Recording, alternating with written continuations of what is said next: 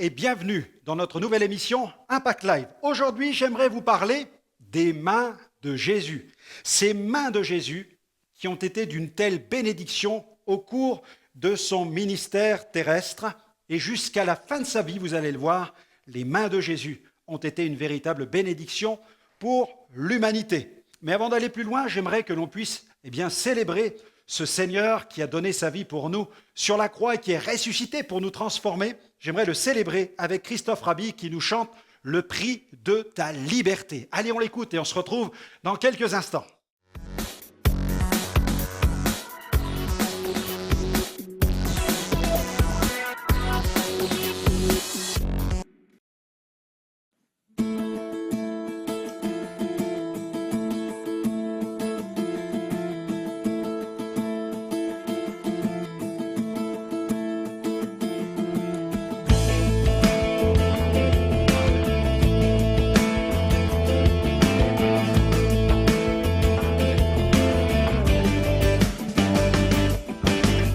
Terre courbée sous le poids du péché, lié, tenu, l'ennemi t'a vaincu, meurtri et souffrant, errant sur cette terre chaque jour à supporter ta misère.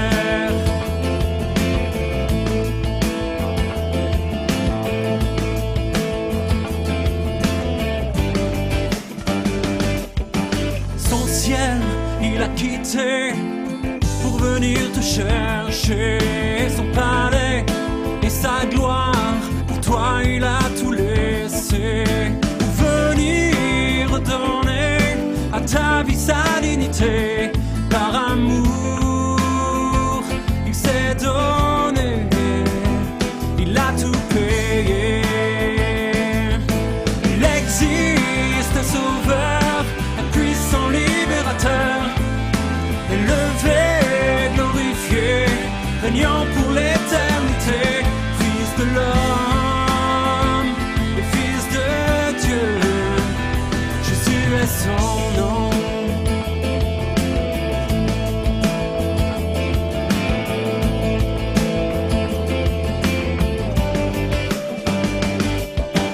À terre, pécheur, son sang pour toi coulé, regarde à la croix, ses mains, son côté percé. Jésus mourut, tout seul et abandonné, c'est pour toi le prix de ta liberté. Il existe un sauveur, un puissant libérateur, élevé, glorifié, régnant pour l'éternité, Fils de l'homme et Fils de Dieu. Il existe un sauveur, un puissant libérateur, élevé, glorifié, régnant pour l'éternité, Fils de l'homme et Fils de Dieu. Jésus est son nom.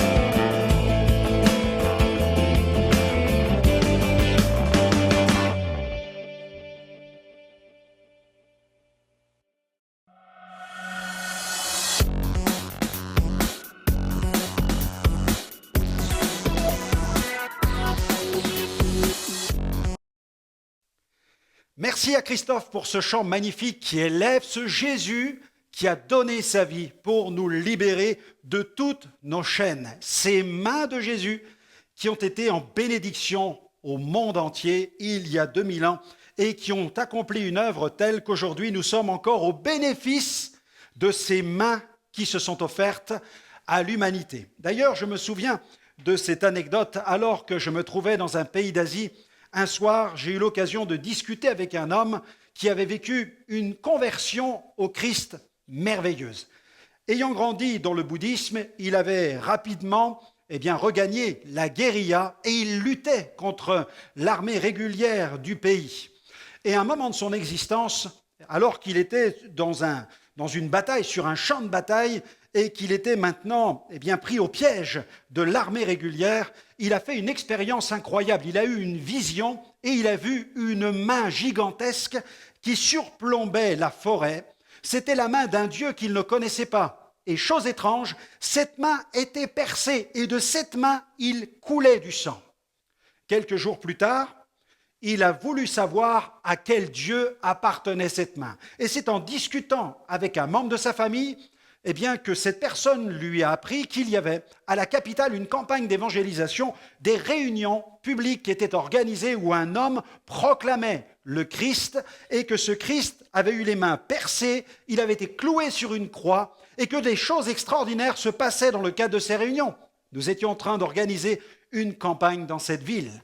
Et cet homme est venu, il a vu les miracles que Jésus est capable d'accomplir et c'est ainsi qu'il s'est converti au Christ et qu'il a découvert quel était le sens du ministère de Jésus, quel était le sens de son œuvre, quel était le sens de sa vie et de sa mort. Jésus est venu pour nous bénir. Ses mains ont été véritablement en bénédiction à l'humanité. Premièrement, les mains de Jésus sont les mains qui ont béni. Dans Matthieu chapitre 19 au verset 14, il est écrit, Matthieu 19, verset 14, Jésus dit, « Laissez les petits-enfants, ne les empêchez pas de venir à moi, car le royaume des cieux est pour ceux qui leur ressemblent. » La Bible dit, « Il leur imposa les mains et il partit de là. » Quand je pense à cette histoire que je viens de vous raconter, à ce terroriste qui avait regagné la guérilla alors qu'il n'était qu'un jeune enfant de 12 ou 14 ans, je pense aujourd'hui à tous ces gamins qui, dans le monde, utilisent leurs mains pour commettre des crimes, des actes barbares, des atrocités. Au lieu d'utiliser leurs mains pour s'amuser ou pour manipuler des jouets, ces enfants manipulent des armes automatiques.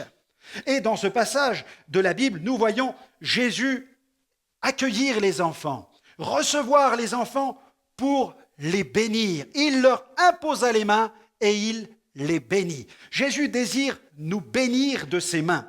Et puis les mains de Jésus, ce sont des mains qui ont nourri. Je vois dans la parole de Dieu qu'une foule de 15 à 20 000 personnes va vivre un miracle extraordinaire. Alors que la foule est en train d'écouter Jésus qui enseigne, les heures passent et les disciples s'inquiètent parce que la foule n'a rien à manger. Il n'y a en fait ici et là que 5 pains et 2 poissons. Et Jésus leur dit, donnez-leur vous-même à manger. Et c'est alors que le Seigneur va rendre grâce, qu'il va rompre ses pains, que le miracle va s'opérer et qu'il va y avoir une œuvre de multiplication à tel point que tous vont manger et tous seront rassasiés. Avec ses mains, Jésus a nourri la foule. Et puis les mains de Jésus ont réprimé les puissances des démons. Il y a un passage de l'Écriture où Jésus dit « Si c'est par le doigt de Dieu que je chasse les démons, alors le royaume de Dieu est venu vers vous. » Les mains de Jésus sont les mains du roi des rois. Il est à la tête du royaume de Dieu. Jésus a affronté le royaume des ténèbres et c'est par le doigt de Dieu qu'il a réprimé les puissances démoniaques et qu'il a ainsi manifesté la suprématie du royaume de Dieu sur le royaume des ténèbres. Cette œuvre, nous exhorte, cette œuvre nous encourage, cette œuvre doit nous amener à la conviction que la puissance de l'ennemi n'a aucun pouvoir sur nous si nous plaçons notre existence sous la main bénie, sous la main d'autorité de Jésus. Et puis ces mains de Jésus guérissaient. Il a guéri l'homme à la main sèche, il a touché l'intouchable, il a guéri la belle-mère de Pierre, tout simplement en la touchant, la fièvre l'a quitté. Il a touché le sourd et le muet, il a touché l'aveugle, il a touché les lépreux, il a touché la femme courbée qui s'est redressée, il a imposé les mains et il y a eu des guérisons. Et puis les mains de Jésus ont rendu la vie. Je vois dans un passage de l'Écriture qu'il toucha le cercueil dans lequel il y avait l'enfant d'une pauvre veuve, et le miracle s'est opéré, le mort a ressuscité par la puissance de Jésus, par la puissance du Christ, parce qu'il est le prince de la vie, les mains qui rendent la vie.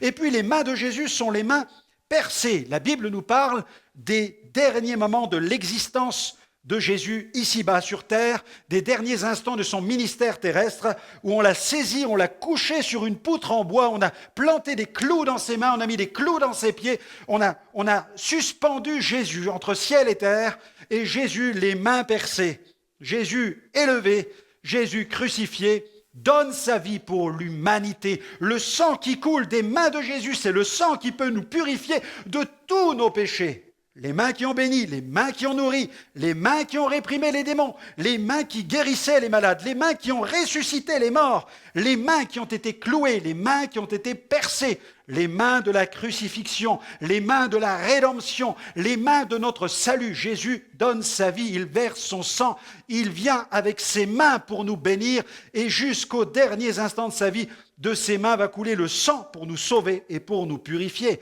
Il est vraiment le Fils de Dieu, il est vraiment le Sauveur du monde. Et puis, ses mains ont été glorifiées. Je lis dans la Bible que 8 jours après la résurrection, il y a une nouvelle apparition du Christ. Il apparaît à ses disciples et il apparaît tout spécialement à un homme qui s'appelle Thomas et qui avait besoin d'une preuve pour croire. Eh bien, il avait dit, si je ne vois de ses mains la marque des clous, dans ses mains la marque des clous, si je ne mets mon doigt, si je ne mets ma main dans son côté, je ne croirai point. Il était ni incrédule, ni athée.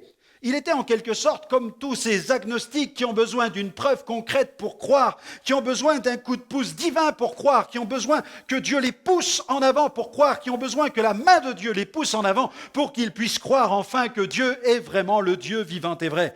Et là où vous êtes, certainement, vous vous dites, mais j'ai ma religion, je crois peut-être dans mon prophète, je crois dans mes divinités, ou je crois dans les astres, ou je crois dans les esprits, ou dans mes ancêtres.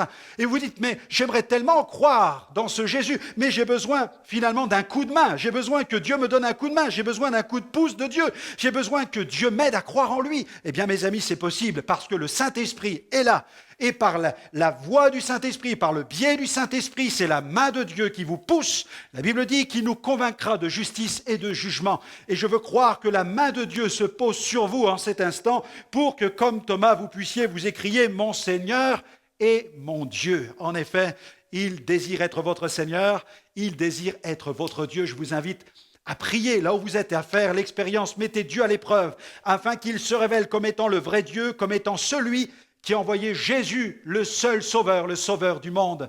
Seigneur, révèle-toi dans ma vie. Seigneur, touche-moi de ta main afin que je croie en toi et que je sache que tu es vraiment le Fils de Dieu, le Sauveur du monde. Je viens à toi, Seigneur, et je veux déclarer que si tu te révèles en cet instant dans mon cœur et si tu me donnes cette conviction que tu es le seul vrai Dieu, alors je vais conformer ma vie à ta parole, à la Bible, et je m'engagerai à te suivre comme un véritable disciple, un disciple du Christ. Amen. Amen. La bonne main de Dieu est maintenant sur vous, je veux le croire. Et je vous invite à me retrouver dans d'autres émissions où vous pourrez entendre ce glorieux message de l'Évangile de Jésus. À très bientôt. Que Dieu vous bénisse.